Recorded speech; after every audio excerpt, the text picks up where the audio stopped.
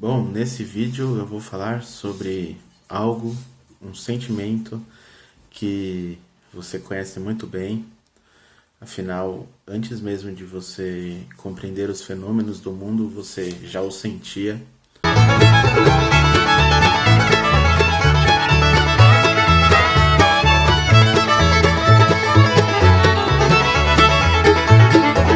Imagine agora que você está dirigindo um carro em uma estrada.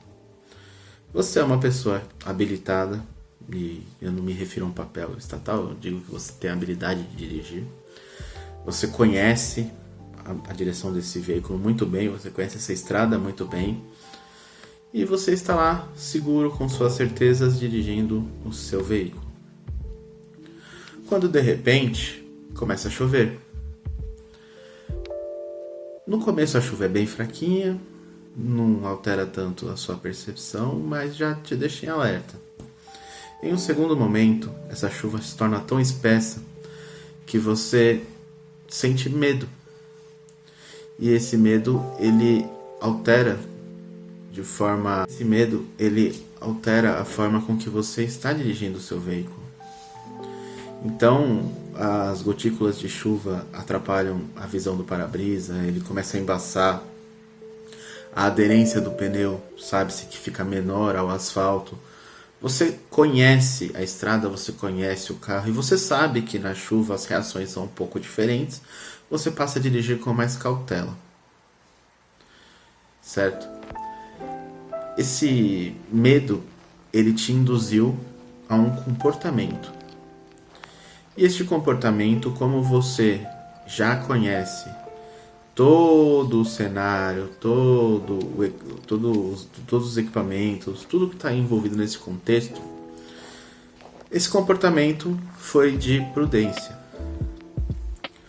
Pois bem, o medo ele não se manifesta apenas quando você está dirigindo um veículo na chuva. Ele se manifesta centenas de vezes durante o seu dia, em pequenas proporções e até em grandes proporções.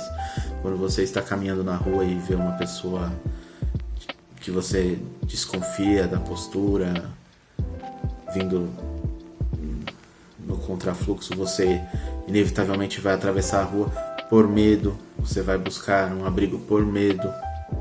O medo, ele é um dos grandes motores da motivação humana. Tá, o medo, a desconfiança, o estado de alerta. E bom, se eu, que sou um idiota, um fraquíssimo, né, percebi isso, você acha que o Estado não percebe? Você acha mesmo que os políticos, né, porque o Estado é uma abstração social, os políticos não percebem que o medo é um dos grandes motores da ação humana? Você acha que eles não colocam uma narrativa? E mais uma vez eu tô falando de narrativa. Eles não te apresentam as coisas em uma narrativa na qual você sentirá medo de algo e aí se espera que você, por ter medo, por sentir medo, por esse estado de alerta, recorra a uma ação que seria diferente de uma ação que você tomaria em um ambiente totalmente livre, um ambiente que você está confortável.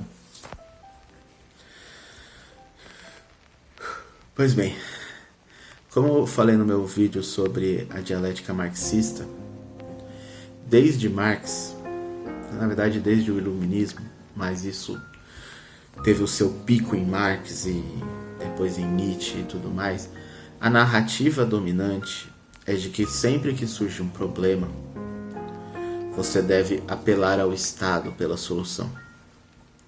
E isso não chega a ser um apelo consciente, não é aquela coisa que se fazia no feudalismo de uma fila de camponeses pedindo para o governante: olha, o lobo comeu as minhas ovelhas. Aí o governante vai lá e fala: então, soldados, por favor, na fazenda do seu não sei o que, vamos caçar lobos.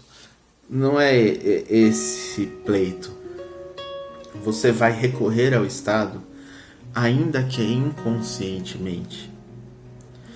Eu não sei se vocês analisaram, as redações do Enem geralmente elas vêm com uma problemática e o candidato ele deve propor uma solução e esta solução deve envolver uma intervenção estatal. Isso não é apenas no Enem, isso é apenas um exemplo. Você vê isso em diversos aspectos da sociedade. A própria econometria keynesiana é em grande parte isso. Eles apelam para o Estado para alterar o status econômico da sociedade, de búfalo para urso, aliás, de urso para búfalo, né? De estagnada para um boom, e conseguindo esse boom, né, o Estado vai lá e aquece a economia. Não há lastro, não há motivações orgânicas, não há motivações legítimas para esse aquecimento na economia, é simplesmente superficial. Então foi um apelo ao Estado, e como se conhece na teoria austríaca dos ciclos econômicos, todo apelo ao Estado cria uma anomalia de mercado que vai resultar em um ciclo econômico. Pois bem, aí eu chego na dialética política. Tá? Somos condicionados desde o momento em que nós começamos a estudar e a aprender, e tudo isso graças ao Estado, ou seja, nas garras do Estado. Somos condicionados a esperar que haja uma contrapartida do Estado a esses apelos. Então você precisa de saúde, se você não tiver um plano de saúde, você pode recorrer ao SUS. Isso tudo veio dessa narrativa progressista, dessa narrativa insana que criou a tripartição de poderes, república nova, democracia representativa e toda essa maluquice que se tem hoje em dia. Tudo isso é progressivismo. Inclusive, os conservadores que defendem algum político na via democrática e tudo mais, nada mais são do que a coisa mais anticonservadora que existe. Eles são progressistas que se apropriam do discurso conservador para serem moralistas. Enquanto um conservador, de fato, ele luta pela conservação das instituições morais dentro de uma sociedade, igreja, família e tal, mas ele não tem nenhuma forma de legitimidade para impor isso a outras pessoas. Ou seja, ele busca a conservação, não a imposição. É lógico, dentro da narrativa da igreja, você deve espalhar a palavra e tudo mais, mas estamos falando de política. Quando o candidato A e o candidato B assumem narrativas opostas, né, quando eles criam essa dialética eleitoral,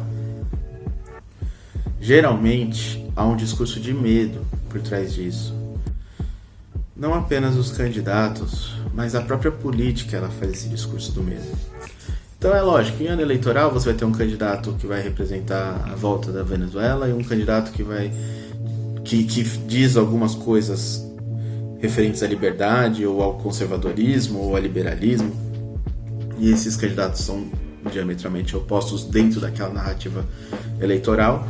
Isso faz com que o eleitor sinta medo da situação que aquele candidato que prometeu a Venezuela prometeu, ou então a pessoa que é comunista sinta medo da situação prometida pelo candidato liberal, conservador. E isso cria a pseudo-legitimação do Estado através da forma democrática, da forma eleitoral, né? E com isso você acaba criando no seu subconsciente uma ideia de que, olha, eu participei, então eu não posso reclamar. Nada mais idiota do que isso. Isso é totalmente ilegítimo. Isso não tem raízes nenhuma. É papinho pra boi dormir, mas infelizmente a maioria das pessoas não passam de bois. Então eles acabam aceitando essa narrativa numa boa, porque ninguém nunca chegou a bater um papo direto com eles sobre isso. Mas não é só na eleição, tá? Não é só de 4 em 4 anos que o Estado faz. O Estado fez o tempo inteiro. No começo do ano você tinha os incêndios da Amazônia, aí você tinha o discurso da ala progressista dizendo, olha, essa menininha retardadinha aqui falando na ONU, que coisa maravilhosa, precisamos salvar nossas árvores. E você tinha a ala bolsonarista falando, não salvem as árvores, fodam-se as árvores. Beleza, Discurso político idiota. Privatiza essa porra que resolve. Mas ninguém tá querendo resolver problema aqui. Eles estão querendo se eleger. E é por isso que o discurso se mantém. Aí você teve, uns anos atrás, o nível dos reservatórios de água de São Paulo estavam baixos. Aí você tinha essa narrativa de que, olha, o governador foi ineficiente em administrar os níveis de água do reservatório. Aí o governador falando, olha, é a falta de chuvas. Bom, essa narrativa ela joga para o público um medo. Qual é o medo? A falta d'água. A narrativa, a briga era simplesmente qual seria o motivo dessa falta d'água. Mas ninguém estava a fim de resolver porra nenhuma. O que eles queriam era, olha, ele é ineficiente, então vote em mim. E ele falando, olha, você pode continuar votando em mim porque a culpa não é minha, a culpa é de São Pedro que não fez chover. Sempre haverá, anotem o que eu estou falando, sempre haverá medo na relação do Estado com os indivíduos. É assim que o Estado busca uma legitimação psicossocial, porque ele não pode se legitimar, o ilegítimo nunca vai ser legítimo, mas ele busca isso e acaba conquistando, dentre essas pessoas que são exploradas, são escravos do Estado, ele acaba conquistando essa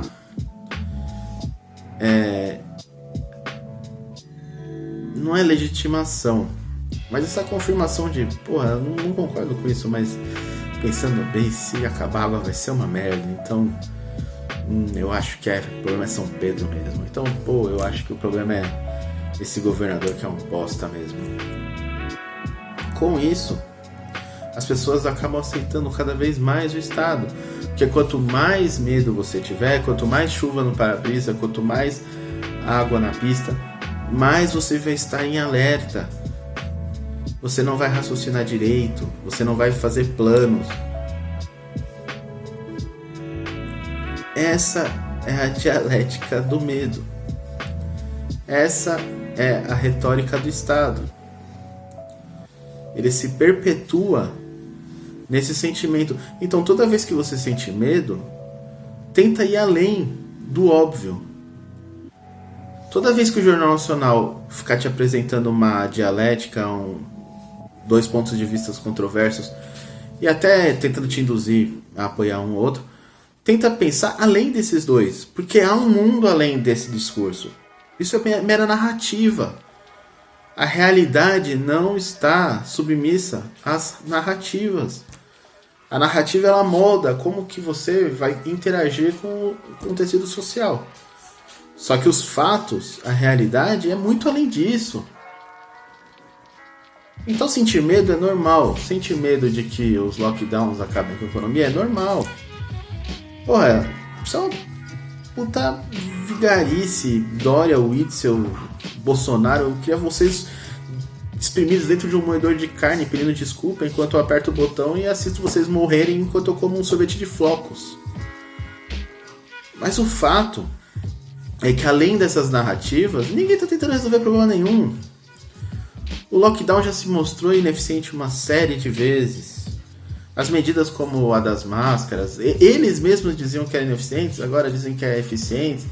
Cara, o medicamento, a cloroquina, quem tem que saber disso é o médico, não é o presidente. E muito menos o governador, é o médico. Essas narrativas, esses discursos, você liga a TV, a merda da Globo passa o dia inteiro falando bosta. Isso aí é pra manipular a sua cabeça, cara. Sinceramente, você vai se informar muito mais se você não assistir nada, não ler jornal. Você vai se informar muito mais se você for até a padaria uma vez por dia ou até a banca de jornal. No caminho você vai se informar muito mais com o mundo que você presencia, porque o seu mundo não é o Brasil. E isso é uma coisa que é muito importante entender. O Brasil é uma abstração gigantesca. A realidade do acreano não é a mesma realidade do carioca, não é a mesma realidade do sulista, não é a mesma realidade do paraibano. O seu mundo é aquele tecido social com que você interage. E esse discurso que une todos esses tecidos sociais em um gigante chamado Brasil, com um aparato estatal de burocracia e caralho a quatro, Esse discurso, ele te vende essa narrativa do medo. Então, desde Getúlio Vargas, o Cristiano Quioca na palestra do PFS, isso foi brilhante. Desde Getúlio Vargas, quando ele mandou queimar as bandeiras estatais, quando ele proibiu os hinos estatais. Desde ali, você tem um discurso de um Brasil só, Que Brasil só é porra nenhuma. São 220 milhões de pessoas. Pra quê? Pra quê? Você quer que a realidade de todos seja igual?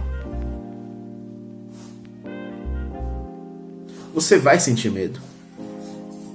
Você vai sentir medo diariamente. É normal.